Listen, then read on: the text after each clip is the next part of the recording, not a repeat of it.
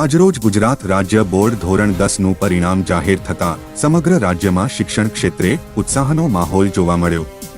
પાટણ જિલ્લાના રાધનપુર તાલુકાની નવનિર્માણ વિદ્યામંદિર શાળાએ સમગ્ર તાલુકામાં શ્રેષ્ઠ પરિણામ મેળવી ઐતિહાસિક ઉપલબ્ધિ નોંધાવી છે।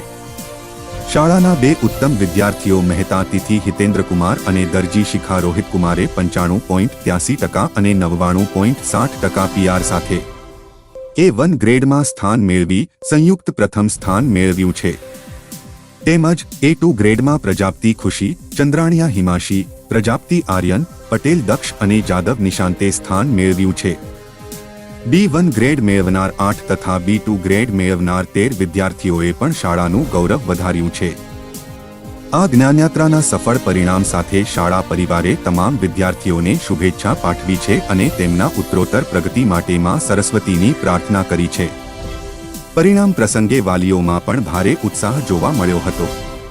અનેક વાલીઓ અને વિદ્યાર્થીઓએ શાળાના સંચાલન મંડળ અને શિક્ષક મંડળના માર્ગદર્શન અને સમર્પણ માટે દિલથી આભાર વ્યક્ત કર્યો હતો।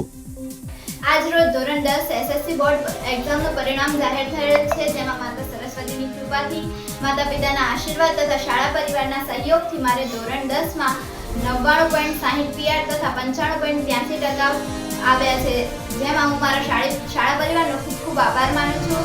મારી સખી દરજી શિખા સાથે મેં ધોરણ 10માં સંયુક્ત રીતે પ્રથમ નંબર પ્રાપ્ત કરેલ છે। પાટણથી ભરત સથવારાની રિપોર્ટ।